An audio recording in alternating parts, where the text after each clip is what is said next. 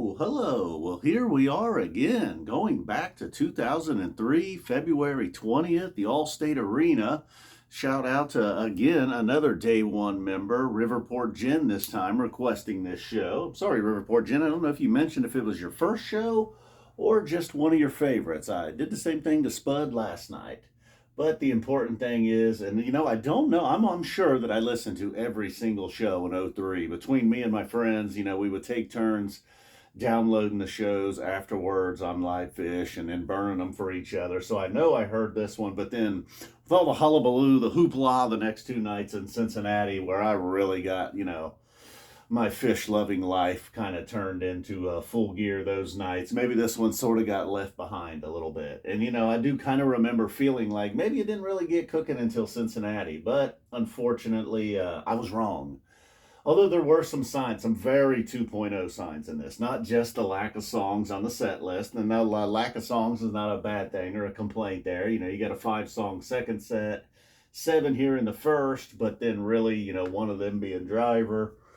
And then the Rift opener, that's a little unusual, but a good way to start the show. But another thing that was very 2.0, Rift, Gaiuti, Tweezer, or Punch You in the Eye, and Golgi wasn't so bad, and not that the other ones were bad, but if there was going to be moments where Trey had some problems, that there were some timing issues here, maybe a flub or two here, throughout their whole career, there might be like a flub or two here or there in a song or two, whatnot. But, when you start having multiple flubs and multiple songs, I think that's when they did start to lose people a little bit. And why, 2.0 gets a little bit of a bad name. It was clear the songs that maybe didn't require a lot of practice, the type of song like a Waves, a few nights on stage together, they play a Waves on night 6 or 7 of tour. They're probably going to nail it. Kind of the same thing with a Simple, a Jibboo, Tweezer, they could get out of bed, play that, Anything But Me.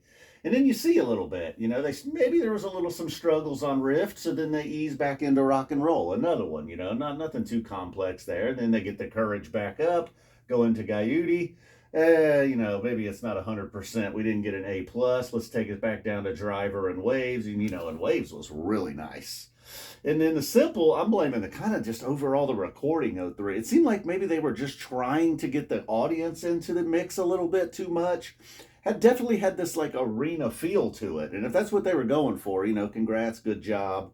But sometimes you listen into these official Live Fish releases from the early to mid 90s, and man, they just sound so amazing. There are times, when you got to really separate to hear, Page or Fishman or Mike, in them early mixes, it's just all so abundantly clear right there. So not that, I started out on the Live Fish. I was in the car a little bit. I commented to Mary, this just doesn't sound great. This is the official live release. And I finished the show up here on YouTube. Trey really, and I'm glad I did, especially for the second set. There's points in the Tweezer where Trey's movement was really, kind of guiding the song a little bit. So where were we? We were over here at rock and roll. They drifted into rock and roll from Rift. Same thing, Gaiuti to Driver. Although the Gaiuti, minus the flub or two, it was hard. It was hard to say. It had its moments, but the very, very, very cool parts, just the timing wasn't quite there. I don't know if that was the first one they tried to bust out with the comeback in '03 or not. And then the Simple, there was parts of Simple that were nice, but then there was a lot of downtime in the Simple. To me, the Jibboo won the set. It was just a nice building Jibboo into a big explosion, and then as they backed off, they kind of found a groove somewhere midway in the build and just kind of hammered that one home for a little while. So almost like a part 2 in the Jibboo jam. Winning the set for me. Waves also very strong. Rock and roll was actually not bad, I'm not necessarily a big fan of that one, I believe the only cover there in the first set. Not a ton of covers tonight, not a ton of covers period on this night. So then they get going with Tweezer. It took a minute for Tweezer to get there. I felt like we were revisiting Simple again. And it was, it was kind of low and slow, I would say, was the playing style. Trey kind of had a little movement. You could see at one point nobody really dancing, A lot of just subtle movement and swaying from the crowd. Kind of had like a dark feel to it. Not like a heavy, scary, evil fish kind of thing. Just almost like just not in a good way. But then it got going. Once Tweezer really hit the afterburners, it was, kind of hard, dark, and heavy in a good way.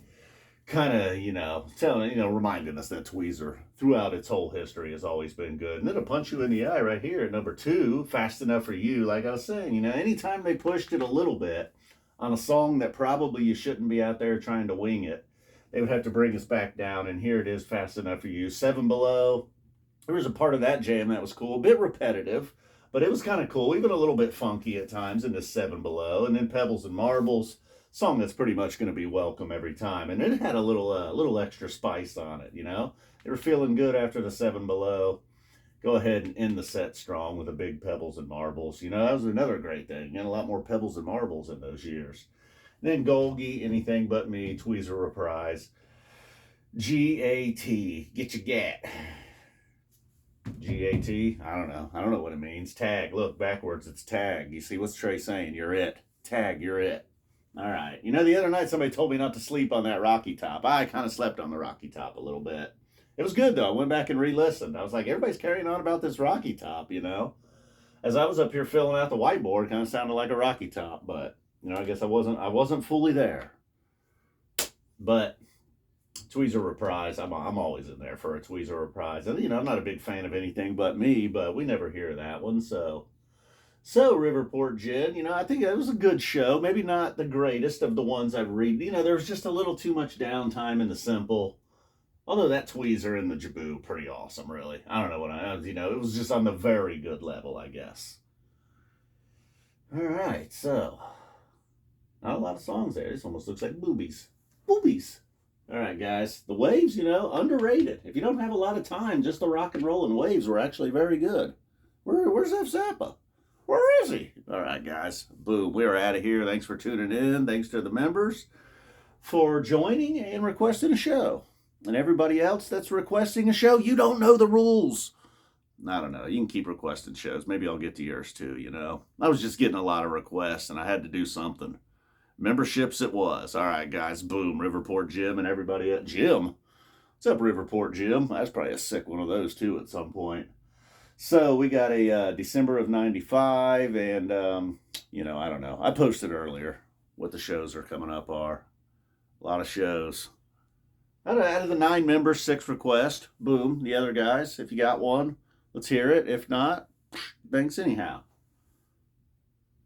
That's enough. I'm sure the non-members are like, shut the fuck up about members. Boom. Love you guys. We're out of here.